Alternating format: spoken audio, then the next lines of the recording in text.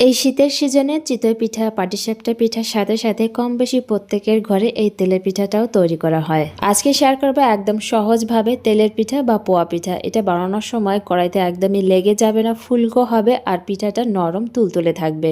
যতবারই এই পিঠা বানাবেন ততবারই পারফেক্ট হবে। একদম সহজভাবে এই পিঠার রেসিপিটা শেয়ার করব। প্রথমে দিয়ে দিচ্ছি 1 কাপ পরিমাণে চালের গুঁড়ো। আমি এখানে ভেজা চালের গুঁড়ো নিয়েছি, চাইলে শুকনো চালের গুঁড়োটাও নিতে পারেন। তার সাথে 1/2 কাপ পরিমাণে সুজি দিয়ে দিচ্ছি। এবার দিয়ে দিচ্ছি ময়দা। আমি এখানে 1 কাপ চালের গুঁড়ো 1/2 কাপ সুজির জন্য 1.5 কাপ পরিমাণে ময়দা ব্যবহার করেছি। স্বাদ মতো নুন দিয়ে দিচ্ছি আর এখানে দিয়ে দিচ্ছি গুড়। যে যেমন মিষ্টি খেতে পছন্দ করেন সে অনুযায়ী মিষ্টিটা এখানে ব্যবহার করতে হবে। আমি এখানে গুড় ব্যবহার করেছি, আপনারা চাইলে গুড়ের পরিবর্তে চিনিও ব্যবহার করতে পারেন। মিষ্টির জন্য আমি এখানে পরিমাণ মতো গুড় দিয়ে দিয়েছি আর এখানে দিয়ে দিচ্ছি 1 কাপ পরিমাণে দুধ। দুধটাকে আগে থেকে জাল করে ঠান্ডা করে নিয়েছিলাম। এবার এগুলোকে একসাথে ভালো করে মিশিয়ে নেব। পিঠার এই ব্যাটারটাকে খুব ভালো করে মিশিয়ে নেব যাতে এর ভিতরে কোনো রকম দলা দলা ভাব না থাকে। প্রথমে 1 কাপ দুধ দিয়ে এটাকে মিশিয়ে নিয়েছি, তারপর এখানে আরও 1/2 কাপ পরিমাণে দুধ দিয়ে দিচ্ছি। এবার এটাকেও ভালো করে মিশিয়ে নেব।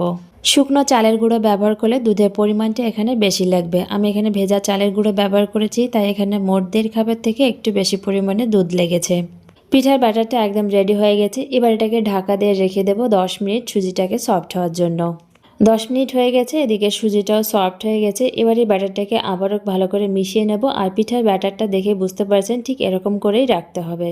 পিঠার ব্যাটারটা যদি এরকম ঠিকঠাক মতো তৈরি করা যায় তাহলে পিঠাটা একদম ফুলকো হবে, প্রত্যেকটা পিঠা নরম তুলতুলে হবে। এবার তেল গরম করে 1 হাতা পরিমাণে পিঠার ব্যাটার দিয়ে দিচ্ছি।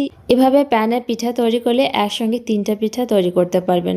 তেল একটু বেশি লাগলেও এতে সময় কম লাগবে। একটা পিঠার ব্যাটার দেওয়ার পর পিঠাটা যখন ফুলে উঠবে পিঠাটাকে সাইডে রেখে আর একটা পিঠার ব্যাটার এভাবে দিয়ে দেওয়া যায়। এতে করে সময় কম লাগে, কম সময়ের ভিতর পিঠাগুলো তৈরি হয়ে যায়। আর কড়াইতে পিঠা তৈরি করলে একটা একটা করে পিঠা তৈরি করতে হয়। কড়াইতে পিঠা তৈরি করলে তেল দেওয়ার আগে কড়াইটাকে একদম ধোয়া ওঠার মতো গরম করে নিতে হবে, তারপর কিন্তু তেল দিয়ে পিঠাটা তৈরি করতে হবে। এতে করে পিঠা কড়াইতে লেগে যাবে না।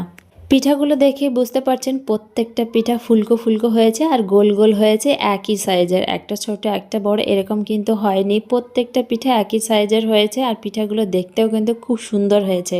কথা বলতে বলতে তেলের পিঠাগুলো ভেজে নিয়েছি আর এভাবে তেলের পিঠা তৈরি করলে প্রত্যেকটা পিঠা ফুলকো ফুলকো নরম তুলতুলে হবে। এভাবে তেলের পিঠা বানিয়ে 3-4 দিন রেখে দিলেও পিঠাগুলো শক্ত হবে না, নরম তুলতুলে থাকবে। এবার এই পিঠার ভিতরটা আমি দেখিয়ে দিয়েছি কতটা সুন্দর হয়েছে। একটা পিঠা ছিঁড়ে দেখাচ্ছি কতটা নরম তুলতুলে হয়েছে। আমার এই রেসিপিটা ভালো লাগলে লাইক, কমেন্ট, শেয়ার করে দেবেন। অবশ্যই বাড়িতে একবার ট্রাই করবেন, ট্রাই করে জানাবেন কেমন হলো।